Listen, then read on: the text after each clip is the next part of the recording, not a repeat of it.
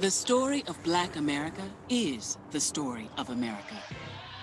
It's the story of a people who have pushed this country to live up to its stated ideals. But Black people have always believed in the promise of a better America. So, at this moment we're in now, we must choose to fight for that better America. And just like our ancestors, who stood up to the violent racists of a generation ago, we will stand up to this president and say, no more. Because America is better than him. So we choose to be bigger. We choose to be bolder. We choose to bring back justice, respect, and dignity to this country. We choose Joe Biden to lead us all towards that American promise together.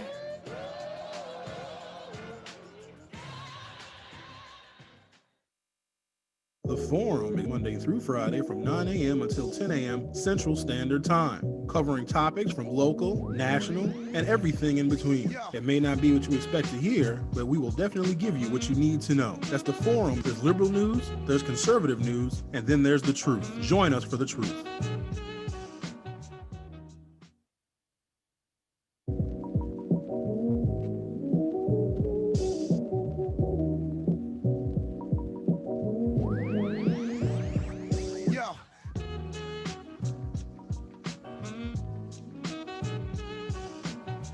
Good morning. Welcome to the program. Today is Thursday, October 8th, 2020.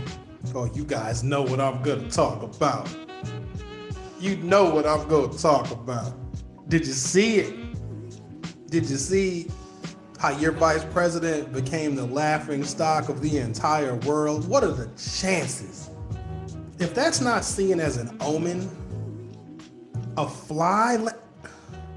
and the fly wasn't moving. I know there's other things to talk about, but can we please just talk about how incredibly embarrassing that would be? Because if there was a fly that landed on Kamala's head, that would be a problem, because we know everybody on the right would have a whole bunch of real creative and disgusting things to say about Kamala Harris with a fly that the fly was nesting. It got real comfortable. And the internet went crazy. And so when I saw it, I was like, no, because I knew it wasn't on my TV. Like, a lot of people thought that the fly was actually on their TV.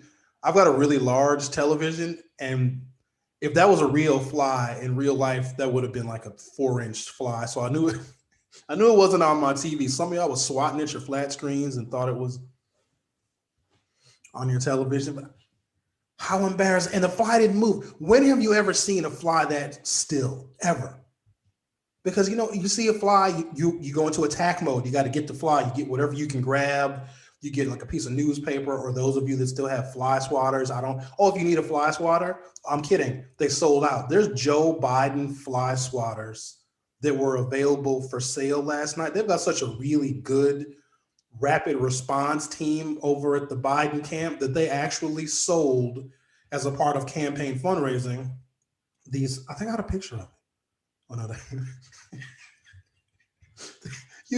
they're sold out. I wanted to post the link where you guys could buy a Joe Biden, Kamala Harris 2020 fly swatter, but they sold out in a matter of hours. But can I just tell you though, first and foremost, Kamala Harris, I think she did a fantastic job.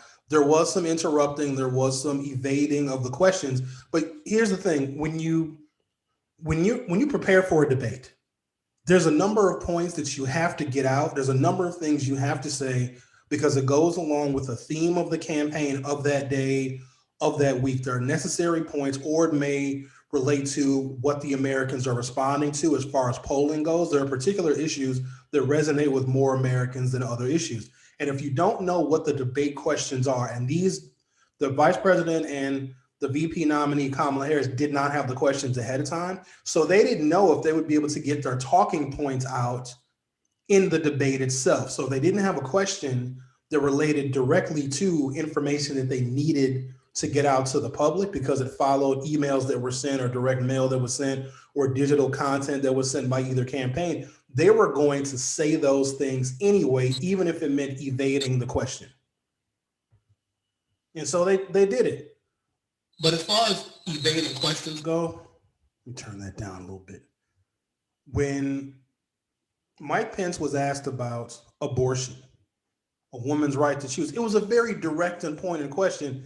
He completely deflected. And I want people to know and understand exactly where Mike Pence's position is on that. And sometimes it's about what the candidates don't say as opposed to what they do say. But I've never seen such reckless deflection.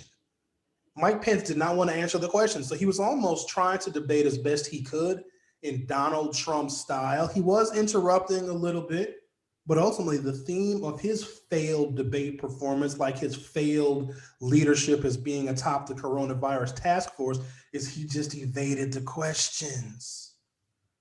I think that shows the American people right there. You are getting an administration that lives in an alternative reality. And I was just yelling at my television because he is living in an alternative universe in which Donald Trump is a normal, regular Republican president. The threats that, 2 million people could have been killed by the coronavirus instead of 210,000, and this and that, the economy, and I believe in the American people. He kept reiterating that theme that he believes in the American people. You know what that means? That means that you have this ultimate freedom to do whatever you want. If you want to wear a mask, wear a mask. If you don't want to wear a mask, then don't wear a mask. I believe in the American people. It's amazing how Republicans will believe in your freedoms and your freedom of choice unless it comes to abortion. It is the most telling thing about that party. But it was, I don't know. What did you guys think about that debate? For a while, it was hard to watch. And I knew that I had to watch all of it because had I turned it off, because I wanted to turn it off well before the fly. Because it was just, it's like I've heard it all already. And I wanted to see how Kamala was going to carry herself. And I think she made all of us proud. I think she made women proud. I think she made Black women proud. I think she made Southeast Asian women proud. She put her foot down, and Mike Pence didn't know what to do with a powerful Black woman like that. Mr. Vice President, I'm speaking. He was like, oh, snap. He was made to look incredibly weak. Now, another thing about this debate, and I think both of the candidates knew this, because they didn't talk about the most looming issue. The looming issue is Joe Biden is 77 years old. Donald Trump is, I don't know, who cares, 70 something, 74, 75 years old. Donald Trump right now is sick with the coronavirus. Please don't let his little videos fool you. Trump did another video yesterday saying, oh, it was a blessing from God that I got the coronavirus. He is so medicated that y'all should be worried about the side effects from all of the medication. If you just look at how erratic his behavior has been, granted, Donald Trump's behavior is erratic all of the time, but his tweet storms and just the complete utter nonsense, bringing up Barack Obama spying on his campaign just out of nowhere. And of course, Mike Pence, like the ultimate lapdog that he is. Why would America want a leader that clearly is full of shit and got an endorsement by a fly on his head for 2 minutes? I can't get it. I'm trying so hard to understand some of y'all. He was Vice President Pence he's weak. He's a weakling. It's Kamala showed that. Dude got beat up by a girl. If that was a 12-round bout, Kamala went 12-0. And the fly was the knockout. That was a preview of the presidential debate of the year 2024. And the looming question that's always in the back of everybody's mind, if not, it should be, there's a very real chance that Donald Trump his symptoms could return because the amount of steroids that he's on is only temporary. Once those treatments begin to either start to wean off or they stop giving him those steroids, there's a chance that Donald Trump can get very, very sick. In that case, and he's incapacitated, Mike Pence becomes president of the United States. Not to mention the coronavirus is literally known for killing people. But when the moderator asked the question, and y'all got to stop being mean to the moderators because I've moderated political debates before. There's nothing you can do. And no, you can't just turn their mics off because even if you turn their mics off, the way that would look on television, it would screw up the production value to a level of people would just turn it off. Because if one person is still talking and you can't hear the audio, but then let's say Mike Pence's mic got turned off and he's still going to continue to talk, he would be distracting Kamala Harris with her mic still on. So you can't just turn the mics off. But the question that's in the background is, have they had a conversation about the succession? If Donald Trump is no longer president for whatever reason, or Joe Biden, who's 77 years old, who has just about exceeded life expectancy for men in the United States, Kamala Harris didn't answer the question of whether they had a conversation, whether she had a conversation with Joe Biden. Mike Pence didn't answer the question of whether he had the conversation with Donald Trump in the event that he becomes incapacitated. And so what we ultimately are looking at is a potential presidential matchup in the year 2024. And that's how I had to view it, because everybody's mind is already made up. I've got a new Marquette University Law School poll. I was going to read it, not going to read it. You guys weren't moved prior to that debate, and you probably won't be moved after the debate. However, the fly vote, which is something that the Democrats were trying really hard to get, I think we got the fly vote. Good morning, everybody on the YouTube. Tutu Reeves, Leah Delaney, Vanessa G., Tammy Reed, LOL, can't with the fly swatter. Did y'all? I'm not kidding you. There's a blue. Well, you can't get them anymore because they're sold out. They're going to be collector's items. The Joe Biden 2020 fly swatters. I swear, if I could have purchased one of those Joe Biden fly swatters, I'd take it with me in public and just swat at Republicans. Linda Johnson, that was the best thing that could have happened. He was looking kind of fly. You know how embarrassing that's got to be? Because Mike Pence he got off the debate stage and he went and talked to his family. You notice when when they're done debating, they stand there kind of awkwardly and they stand there and their spouses come and join them. That's so that they can take photographs, because a lot of the photographs from that debate are going to be in campaign literature for the candidates. You might see them in digital ads. You might get a mailer in your mailbox, with pictures from the debate. So that's why they were standing there at the end. But at some point, when Mike Pence walked off stage, because he had no idea. But what if he did know? Think about how awkward that would look if he was swatting it. Because you always look silly when you're swatting at a bug. That would have been worse. I think he was better off leaving the fly on his head. But at some point when he got off stage, his handlers, his staff was like, yo, son. Yo's a fly on your head. Well, what do you mean there was a fly on? But Mike Pence would probably spin that into something like, oh, it was a sign from Jesus. Jesus sent a fly to bless my head.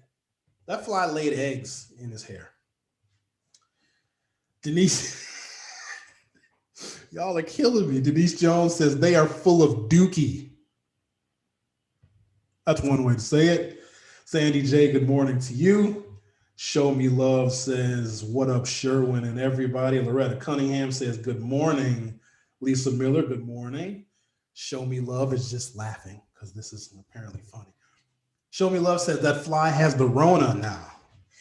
Or maybe that fly gave Mike Pence the Rona. I don't know. They think that individual number one is Donald Trump, not just in the Mueller impeachment hearings where they're referring to individual number one. Donald Trump very well may be individual number one in spreading the coronavirus because of the super spreader events that he has been participating in. Also, recent news, Donald Trump has not agreed. Now, remember, he's still contagious. We don't know the exact date of when Donald Trump was first confirmed to be COVID-19 positive, but he is in a very dangerous window right now. He's got everybody thinking that he's doing okay. They even extra spray tanned him. Have you noticed how more orange he looks? Because he's pale, because he's losing color, because the man is sick. Why would they let him go on TV like that? That just goes to show that the people that are supposed to care about the president, they don't care about him at all. Not one bit. He looks more orange than ever. And I don't want to say I feel bad for him. I feel bad because he's just a lonely soul where the people that are closest to him are more afraid of him than love him.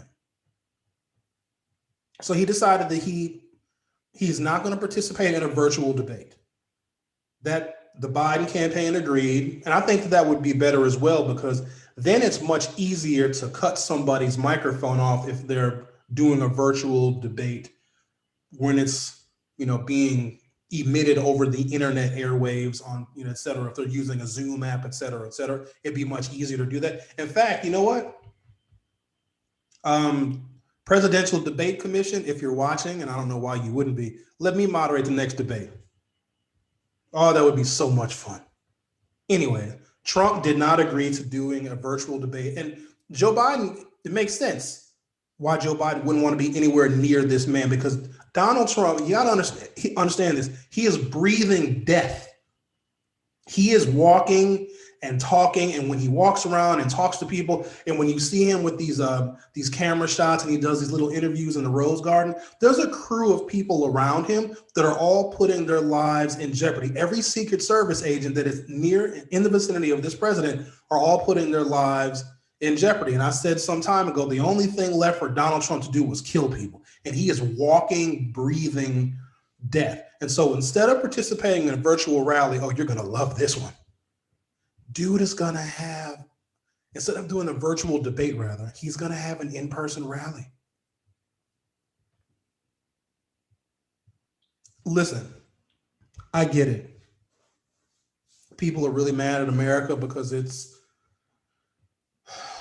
can be a very difficult place. And for some people, it is nearly impossible. It's unfair. It is dehumanizing. It demoralizes people. Some people can't get a fair shake. Some people can't even get their unemployment checks. Some people can't go back to work. Kids can't go back to school, all because of the failed response of this administration. And please don't forget that Mike Pence is leading the coronavirus task force. And I get why people can hate America. I totally understand that, because it's difficult to see better days. It's difficult to project sometime in the future where things will be better than this. And so if you're living in the moment, this is a terrible moment to live in. I totally understand hating America.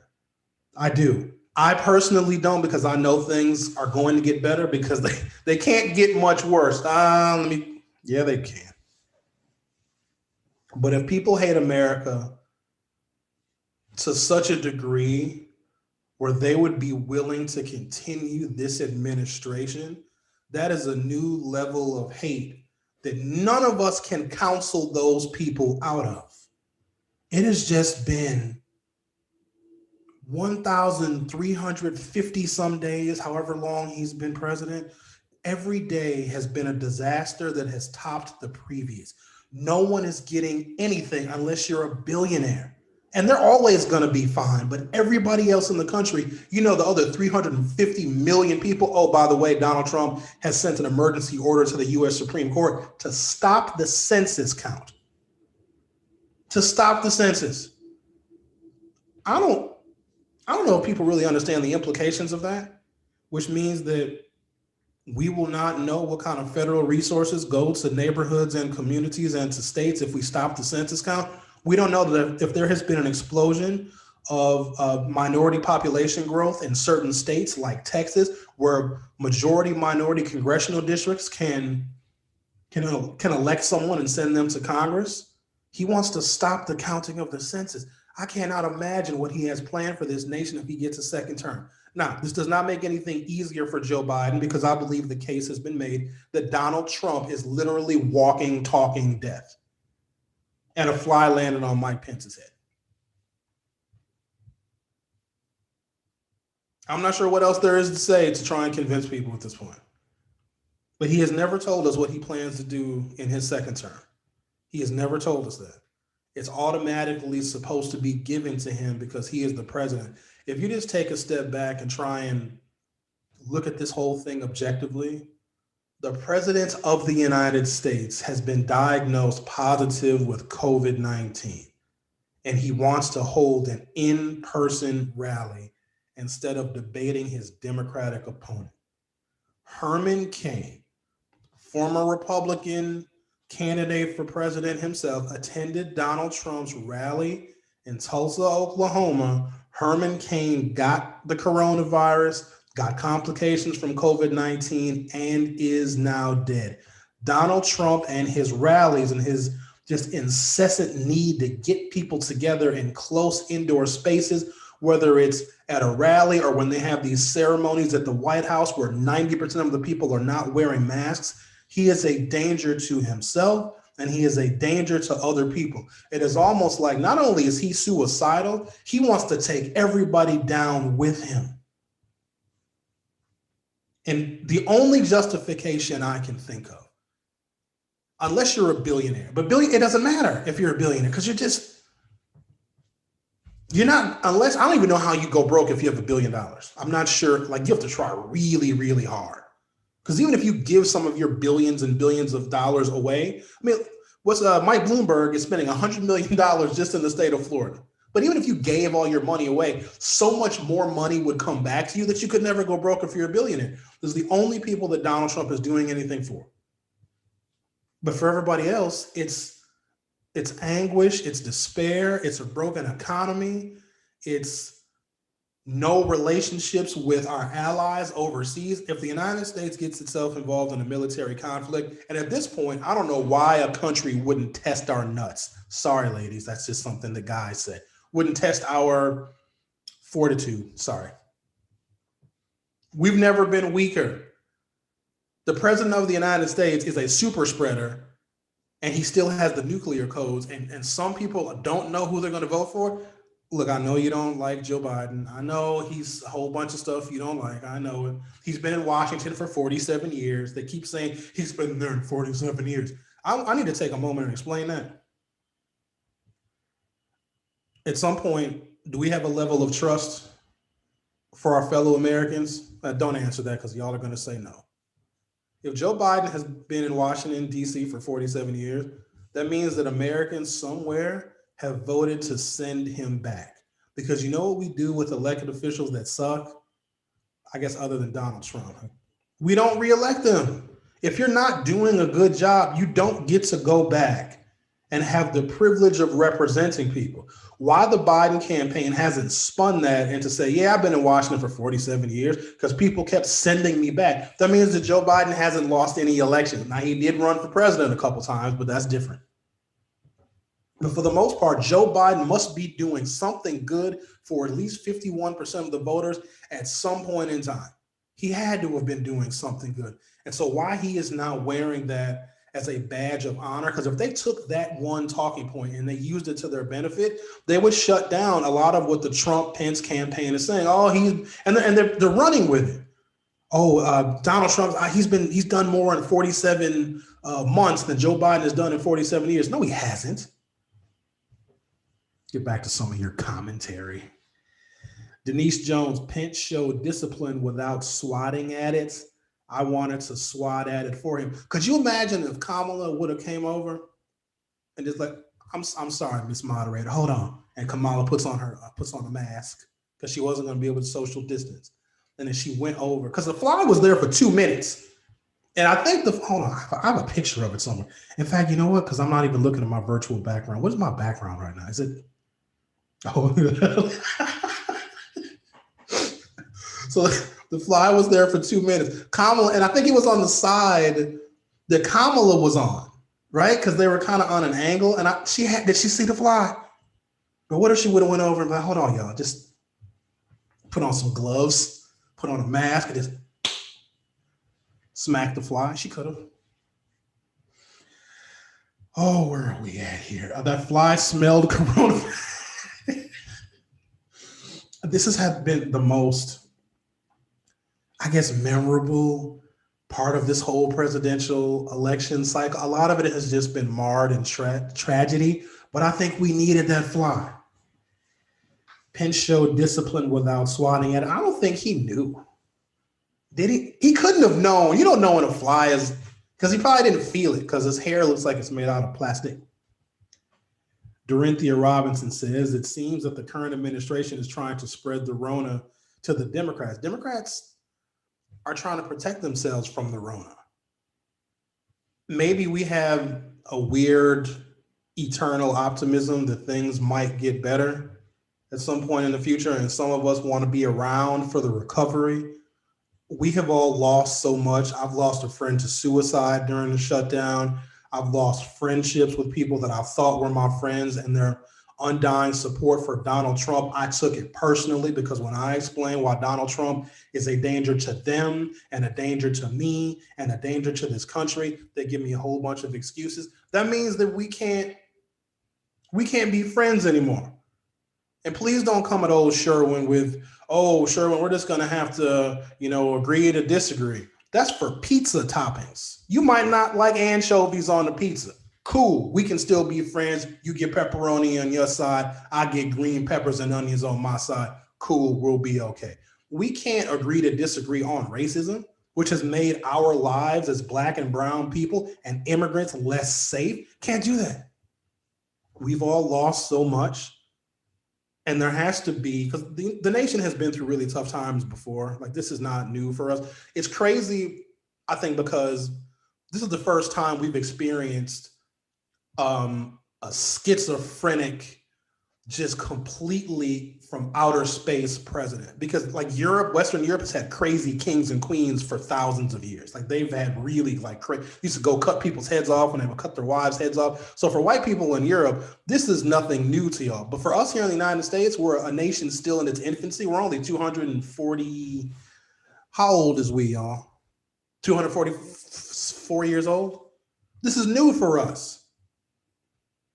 And I think that there was a promise that was made with the U.S. Constitution that white, wealthy, landowning males would be able to do everything, create everything, control everything. And even poor white people believe that they are descended from that. And so they see these Confederate monuments as a reminder of, wow, we can own people and we can control the land again, and we can push the natives even further and further away. But poor white people need to realize you have more in common with Black people than you do with the people on those Confederate monuments. You have more in common with a Mexican immigrant than you do with a member of the Trump empire. But they don't understand that. And I think there are some of us that want to see things get better. They want to see a recovery, and we want to live to tell about it. So we wear a mask because we want to protect ourselves, we want to protect our families, and we want to protect a future that we all deserve. Republicans have just been deflated by all of this. You got the Blacks in the streets rioting and looting. There was a little bit of that in Wauwatosa last night. I mean, a little bit of it. The Blacks are coming here and getting jobs. The Blacks are becoming president.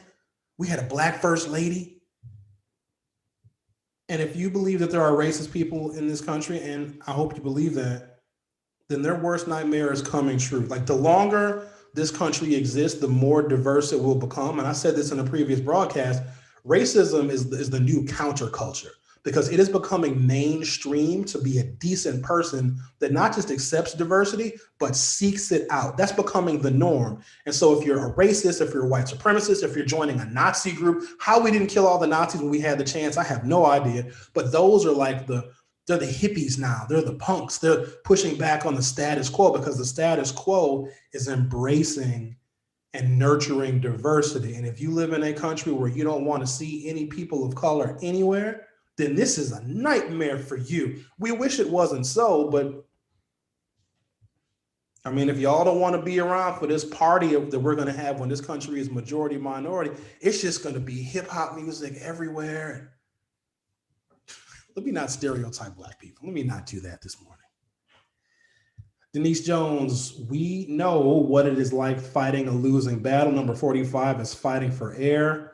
How does it feel, 45? You are fired. Ooh, it's gonna be t-shirts. Donald Trump is fired I hope he loses, because y'all know that we still have a task at hand. It's easy to talk about Trump losing and Joe Biden and Kamala Harris winning, but most of us still have not voted yet.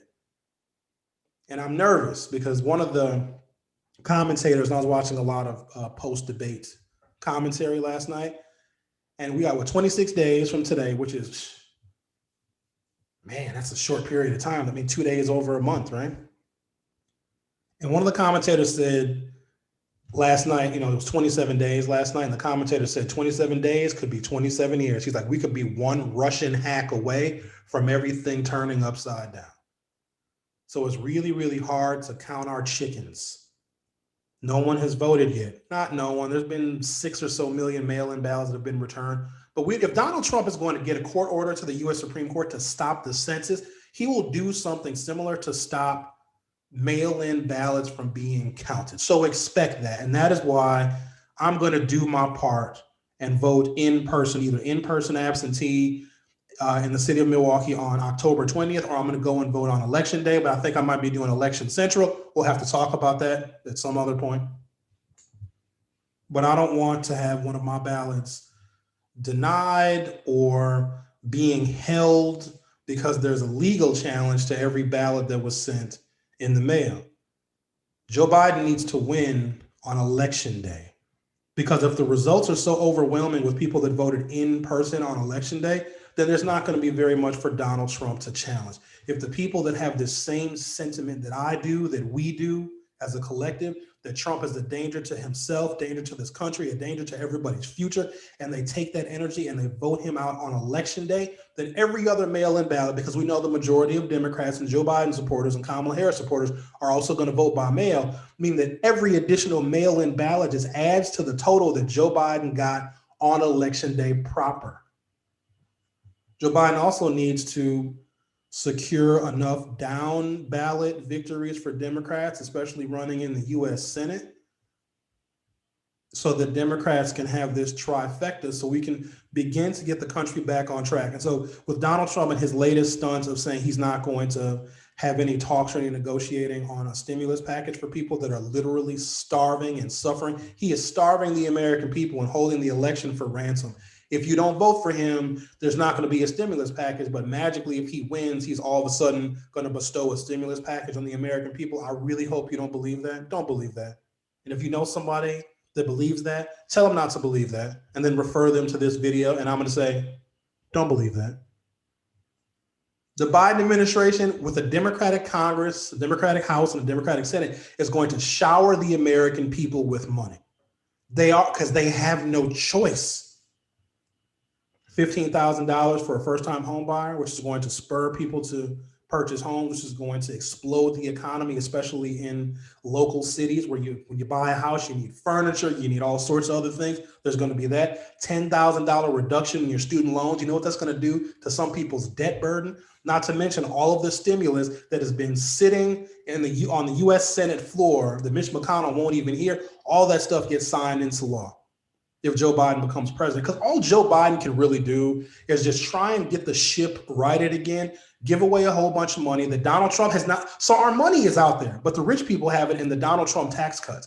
And then when they keep saying, Joe Biden is going to raise taxes. No. He's going to take your money out of a billionaire's bank account and put it into your bank account so you can pay your bills and stay in your house. Unless you make over $400,000 a year, and I don't know, there could be some rich forum people. Actually, I think there are some rich forum people, but y'all will be okay. Your money is being hoarded by people that didn't even ask for it. That's what happens when you get a Biden administration. So not just voting for Joe Biden and Kamala Harris, voting for vulnerable Republicans in the U.S. Senate, and they're scared right now. Some of them are already communicating, with under the condition of anonymity, how scared they are of the Republican Party never recovering from this. Remember back when there was September 11th when it happened and it was a terrible tragedy, and it still is. And Republicans kept referring to remember 9/11, and all of a sudden it would wake the country up again if we started to drift in another political direction, because in America we tend to forget about stuff. If stuff happens, the United States of amnesia, they call us. If something happens and a week later we totally forgot that it happened. But Republicans for years, and they were running campaigns and winning elections, and remember 9/11. From this point forward, we're going to say remember the Republican Party from 2020. Remember 2020. Remember Donald Trump. Republicans are not going to be able to get away from this, and they know it. Donald Trump is going to make their part. And first of all, they're going to lose the amount of donors that they get, because the last couple of months, Joe Biden has outraised Donald Trump, which is something I never thought I would say. It is so rare that the Democratic candidate raises more money than the Republicans. Republicans in this country essentially print money. Trump has been outraised and is getting outspent by the Democrats.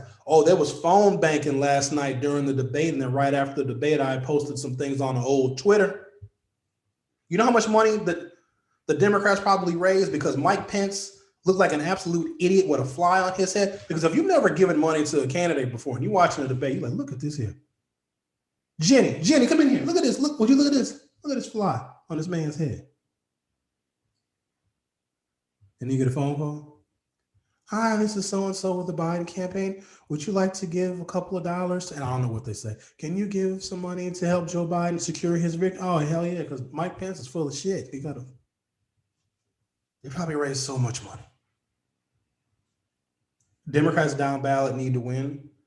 And the Republican Party has let itself go extinct. And this is how far they were willing to go, because they know that they're dying now. They are. The demographic of the Republican Party, and they used to have white suburban women. Nah, especially if there were still some white suburban women who, and maybe that was just a myth that white suburban women were supporting Donald Trump. We know that they supported Donald Trump in a higher number than they supported Hillary Clinton in 2016, but that's a whole different story that I'm not going to explain. The competition that sometimes exists between women, because sometimes women don't like other women, but I'm not qualified to talk about that, so I won't talk about that. But if there were any suburban women that were still hanging on to Donald Trump, I think they saw the level of disrespect and how condescending Mike Pence was to Kamala Harris. And Kamala Harris, she did a fantastic job of representing the strength of women in the face of a misogynistic man. Because ladies, y'all know you've had bosses like Mike Pence before. Some of y'all have had bosses that are worse than Mike Pence, because one thing I can say about Mike Pence is he probably isn't very handsy with women. I don't see him being a handsy fella. In fact, Mike Pence probably lost his virginity to his wife. Ooh, I hope Mike Pence ain't watching this. But some women can relate to his level of disrespect and misogyny, and they have to go and work for men like this and earn a living and make an income to put food on the table, but they have a dreadful boss that doesn't take them seriously or doesn't accept their ideas. And I think that may have resonated with a lot of women. And Kamala Harris did a fantastic job of just shutting him down, and he ain't know what to do. Mr. Vice President, I'm speaking. He said, oh. So for the African Americans that are out there, and there's a bunch of us, good morning, African Americans. I mean, good morning to everybody else too. But you know that look, Kamala's face was so priceless. And I don't know is it a cultural thing, but those of us who are fortunate enough to have had Black mothers and have Black mothers and have had Black grandmothers, that face that only a Black woman can make communicates so very much. Even to this day, my mother doesn't have to say a word. She has that face. And I saw that in Kamala Harris. She was non-verbally speaking to African Americans watching that debate, because I think at some time we have all made that face in the presence of a white racist person who is being disrespectful to us. Just like, oh, her face was so priceless. Ooh, I can't wait to watch Saturday Night Live this Saturday. It's gonna be so good. Let's see what we got here for comments. Oh, y'all talking this morning. Show Me Love says, yep, Dorinthia. If they can't beat them, kill them. Seems to be their strategy now. Show Me Love. I thought the fly landed there and died. I thought the fly was dead too. I thought the fly I was like, oh, there's so much corona in his hair. It's a corona nest. It's a corona forest. Leah Delaney, LOL, pizza toppings. T. Bender, hey, Sherwin. Is it true the Republicans have an ability to override governor veto power if they gain 3 seats? Republicans have the ability to override governor veto. You're talking about in the Wisconsin state legislature. So to override Governor Evers' vetoes, they would need a 2/3 majority, which I don't believe that they have in the Wisconsin State Senate. I know they do not have a 2/3 majority. They might be really close in the Wisconsin State Assembly, but because our legislative districts here in Wisconsin are so incredibly gerrymandered, like the maps were drawn to encapsulate as many Republican and conservative voters as possible. I don't know if the blue wave, other than the ability for us collectively to elect a Democratic governor, because there are no districts when you vote for governor or U.S. senator. The district is the entire state. You can't gerrymander a state. I just don't know if there is a blue wave, meaning the down ballot Democrats do really, really well on November 3rd, that we're going to see a change in the Wisconsin state legislature. I just don't know. But with Donald Trump wanting the Supreme Court to halt the census count, the gerrymandered districts that we have right now very well could be the ones we keep for the foreseeable future. Dorinthia Robinson, they raised a lot selling those fly swatters. Did anybody get a fly swatter? Did any of you guys? I hope somebody got a fly swatter. They went in on Pence on Twitter last night. Ooh, I couldn't help myself on Twitter. Oh, it was so good. Twitter, for those of you that don't know, and it took me a long, long time to get on Twitter and then to get used to it, because it's nothing like Facebook. I want y'all to know that when you post something on Facebook, your followers, the only people that are going to see what you post on Facebook are like the 25 or 30 people that you interact with the most. So everybody's not going to see your posts on Facebook. And even if they do see your Facebook post, they may not see them for 2 or 3 days. It's slow. Twitter is instant. Twitter is the speed of light. And so when I see the fly, when I seen it, I took pictures of it and I posted the pictures, I don't know, all over the place. And then a light bulb went off. Bing, Twitter. Oh, Twitter had a fit. And then I think the meme that won all of the internet, and it's hard to win the internet. I've won the internet a couple of times in my 45 years on this earth, but the one that won the internet last night was, there was a picture of Mike Pence with the fly on top of his dome. And then someone said, this is Mike Pence's only black friend. Priceless. But Twitter is, if you want instant information about something that is going on, either where you live or somewhere else in the country, Twitter is where you need to be. But the format is really different. And it took a really long time for me to even understand it. Now I actually prefer it, but it has just this real-time information. And so when we had a lot of George Floyd protests going on in the country this past summer, if you wanted to know what was going on in any American city, you could see what was happening on the ground, because there's a way in which people can turn their live cameras on via Twitter through an app called Periscope. And you could have went to Seattle, you could have went to LA, you could have went to Chicago, you could have went to New York or Birmingham or Atlanta instantaneously, because people on the ground in those cities would have their cameras on and would upload video right to Twitter. So it is really a very important social media tool in these days where information is king and queen. Eileen Seeger says the fly was unfortunate and funny, but I don't want to detract. Hold on a second. Detract from the very real issues in this election. You know what, Eileen? I appreciate you wanting to stay on the straight and narrow when it comes to the issues. We know the issues, and we can get into the details of, do rich people get more tax breaks? Do we get some kind of movement on racial justice and policing? Do we, look at the environment as an existential threat? I think people know what those issues are. It's pretty easy to figure out where the candidates are on those issues. But when it boils down to it, this election is about life or death. It's as simple as that. You can make it complicated if you want to. You can make it about Joe Biden being in Congress for 47 years. You can do that if you want to, but it is about life and death. And that cannot be more clear than Donald Trump having an in-person rally instead of having a virtual debate with Joe Biden. Donald Trump, when he breathes, he is breathing death. The coronavirus, please don't forget the coronavirus would have killed 250,000 people by the time the election comes. Trump is walking around contagious, and he's making people have to follow him and film him and hold microphones when he gives these just otherworldly, nonsensical speeches about nothing. He's putting the Secret Service at risk. And for all of those of you that believe Blue Lives Matter, shut up.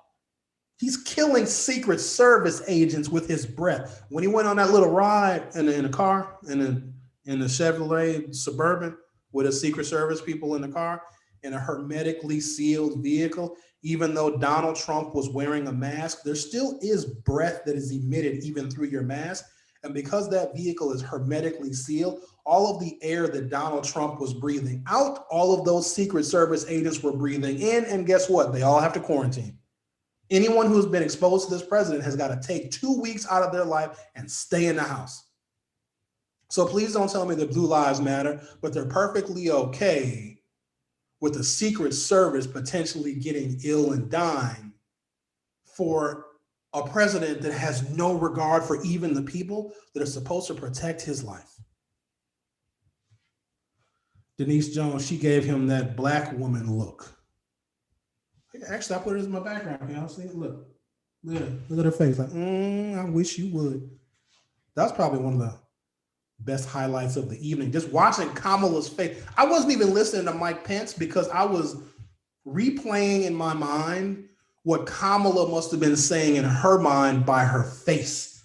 Because my mother makes the same face. It's indescribable. The face that a black woman can send chills through your body because you know the nuclear war is coming. You maybe get 7 or 8 seconds of warning, but once you see that face, run. Actually, don't run because they'll catch you. Black women are very fast. Show me love. Someone did a close-up of his eye and then went up to the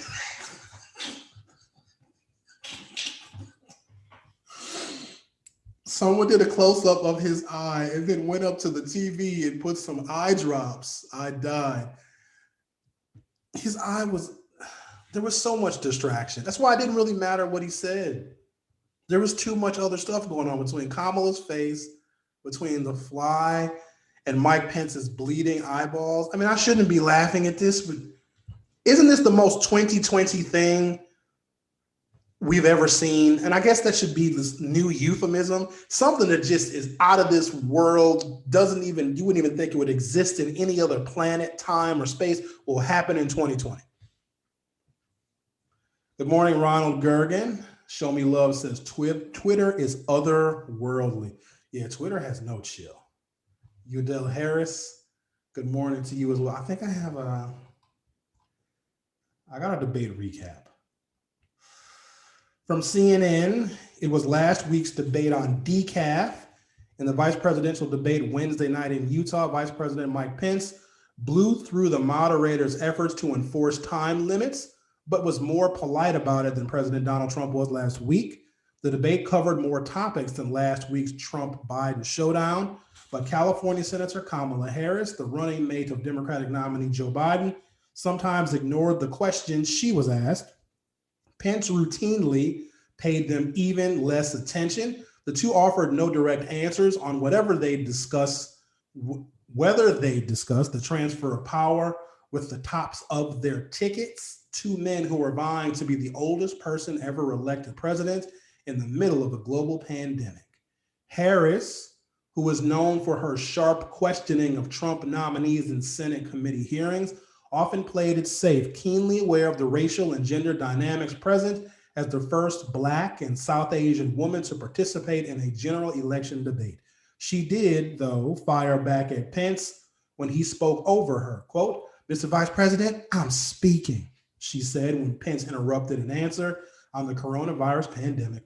Overall, the debate ultimately was about Trump, with Harris offering blistering criticism of the administration's record on the pandemic and Pence defending the president at every turn. If Pence isn't exactly known for providing forthright answers to questions in interviews or press conferences, his avoidance of answering moderator Susan Page of USA Today's questions on Wednesday seemed to reach new levels of evasion. All right, I think we've exhausted the commentary on the debate. I probably will have to give the necessary time to the Milwaukee County District Attorney's decision not to charge Joseph Mensah.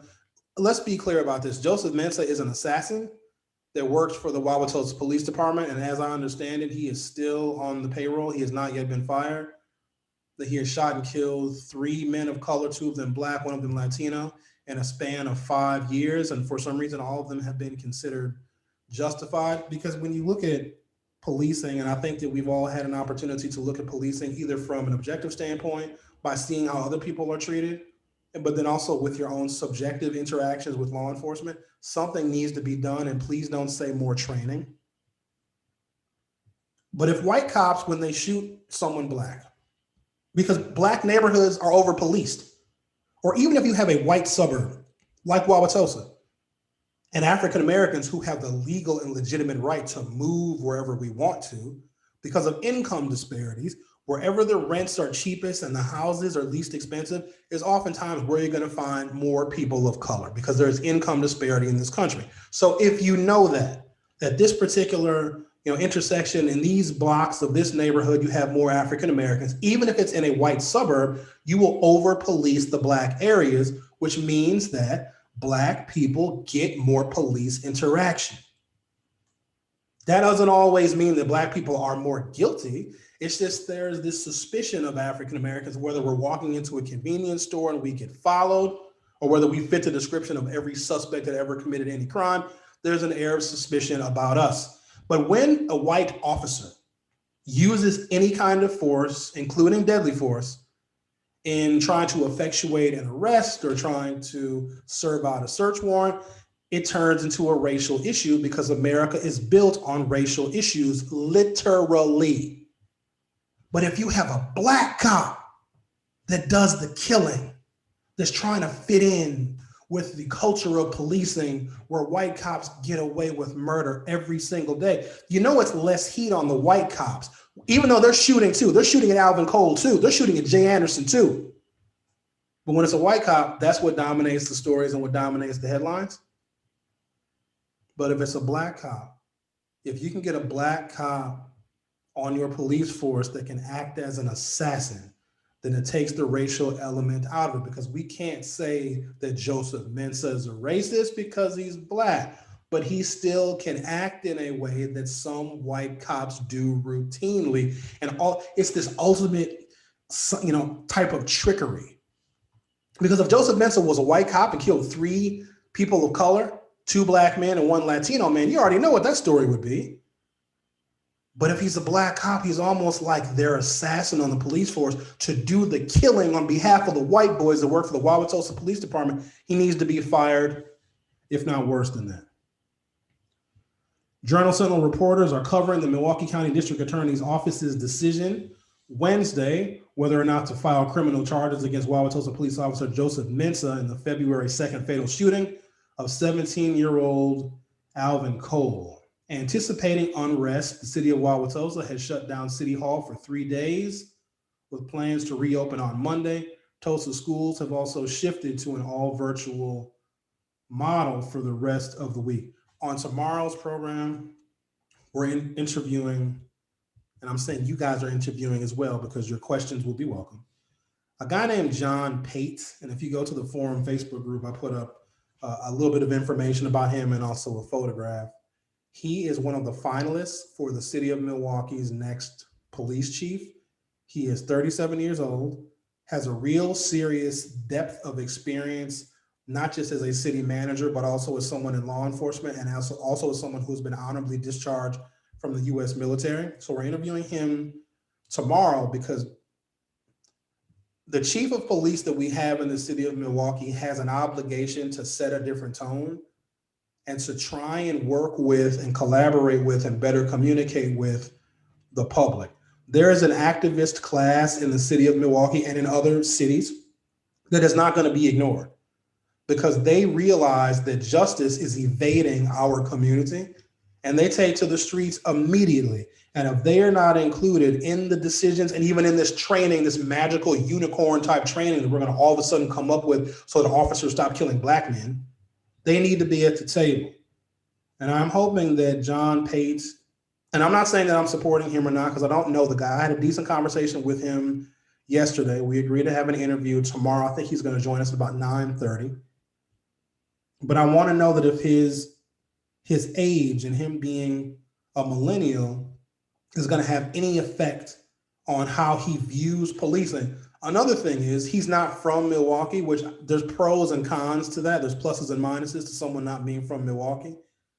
I am nervous about selecting a police chief who is from here because they may have agreements and alliances with cops that we don't even want on the street. So if you've been a cop for 20 years, as opposed to being in Congress for 20 years, if you've been in Congress for 20 years, then the people have voted to send you back. If you've been a cop for 20 years, you got the union protecting you even when you kill people.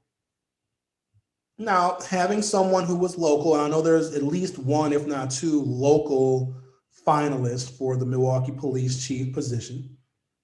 When you're from here, you understand the dynamics of the city. Doesn't mean that you're inclined to fix them, because then I would ask, just like they say, oh, Joe Biden hasn't fixed all this stuff in 47 years. If you've been a Milwaukee police officer for 20 plus years and you're now applying to be a chief, how come you ain't fixed the stuff in the 20 years you was a cop? See, it's kind of a dumb, moot point, right?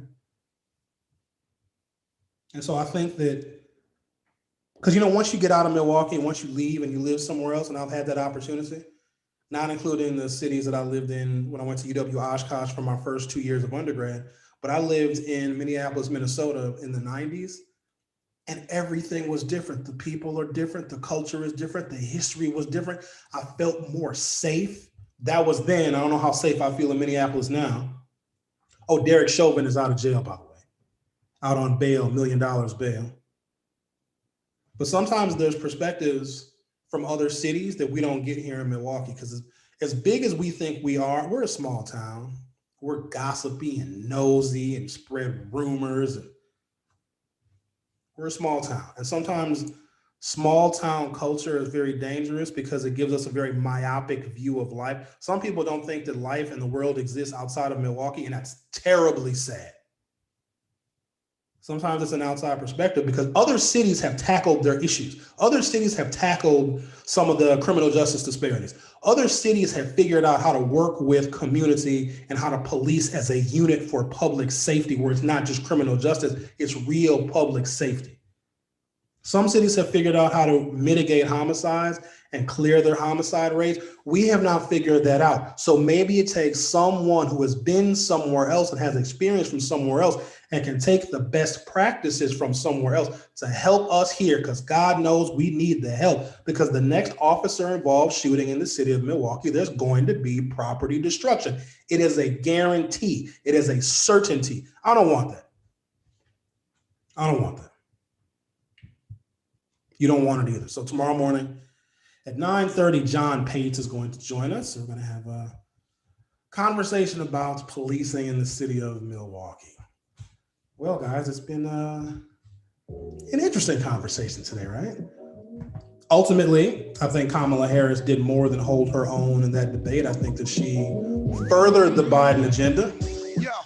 And then the fly was just the icing on the cake. Remember, tomorrow morning, we're talking to John Pate, a finalist for police chief of the city of Milwaukee. Hope you all can join us for that. And if you're not a member of our forum Facebook group, by all means, go to the forum2.com on Facebook and hit like or join or whatever. Or our YouTube channel. Make sure that you subscribe to our YouTube channel as well. You guys have yourselves a most wonderful day, and I will see you on the morrow.